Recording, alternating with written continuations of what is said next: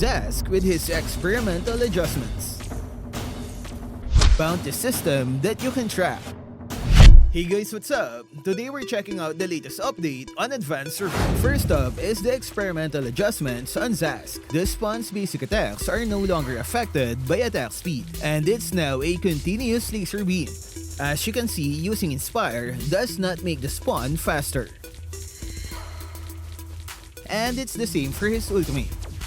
So even if I use 6 Wind Talkers, there's no change in speed. No more Inspire Zhask if this change is applied. To balance, they had to weaken the slow effect and adjust its damage, mainly favoring the late game. Mana cost of his first skill is also lowered. Part of the adjustment is his second skill. Whenever it hits an enemy, the spawn will stun them one by one, just like this. It's like a delayed CC effect, perfect for team fights. His ultimate, however, does not work that way. When using the second skill, the ultimate will stun them immediately, just like before. The force swing time of the skill is also reduced by 40%. Another adjustment is the ultimate positioning. Previously, you can summon the ultimate based on the spawn's location. Now you can select an area without relying on the spawn. This is good, right? You are no longer limited to the spawn's location. And even if you don't have a spawn, you can still select the position of his ultimate just like this. Imagine this, you use your first skill, but the enemy runs away. Next, you use your ultimate near their spawn. And if they blink away, you can reposition the ultimate one more time. This is better because you can surprise the enemies with the location of your ultimate. On the old version, the enemies already know where you will summon your ultimate. Lastly, they lower the mana cost of his ultimate by half. So what can our Zhask users say about these experimental adjustments? Next is the buff on Chou. The dash distance of his first skill is increased by 20%. It's now easier to dash between thick walls.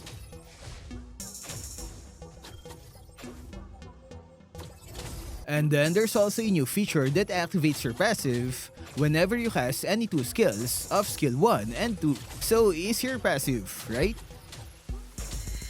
Another buff is the shortened cooldown of his first skill by 2 seconds. Man, things are looking bright for our Chou users. Shorter cooldown, longer dash, and higher damage from last week's patch. I guess it's time to bring out my best recall and practice Chou again. Next is the revert on Moskov. The developers are cancelling the nerf last week, where his second skill's cooldown is no longer reduced by basic attacks. Instead, they will add more cooldown to his second skill by setting it at 12 seconds on all levels. And the stun duration is now shorter from 1.5 to 1.2 seconds. Next is the buff on Nana. Her second skill gained a higher magic defense reduction. That's an extra 5% for each level. Her combos will hurt more after this update. Next is the nerf on Natan. His basic attacks, first skill, and second skill all got their damage reduced. Their magic power scaling is lessened, making his damage weaker in the late game. Maybe they are preparing him for the upcoming item, Wishing Lantern. Next is Aulus.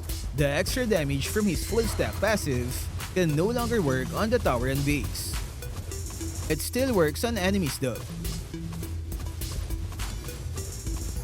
And his ultimate can no longer be interrupted when casting. It's probably like Balmond and Diret's ultimate, where the damage will continue even if they get stunned. Next are more adjustments on the revamped Phoveus. Skill 1 received shorter cooldowns, better cooldown reduction, and stronger slow effect. Meanwhile, the HP-based damage on his ultimate is weakened by 2 to 4%. Next is the Lord. The developer said the Lord serves the dual purpose of providing gold and push pressure. To balance, they will lower the experience and gold provided by the neutral Lord.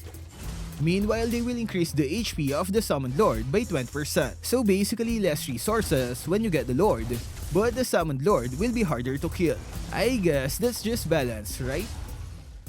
Next are the item adjustments. The cost of Berserker's Fury is now lower by 110 gold. Concentrated Energy's unique passive when at full stacks will last longer, from 3 to now 5 seconds.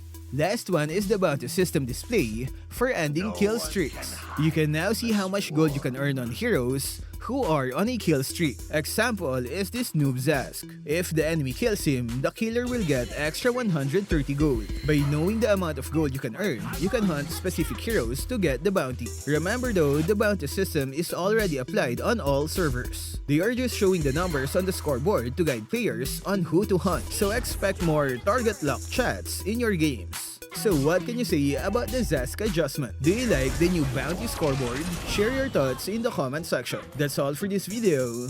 Stay safe and thank you for watching.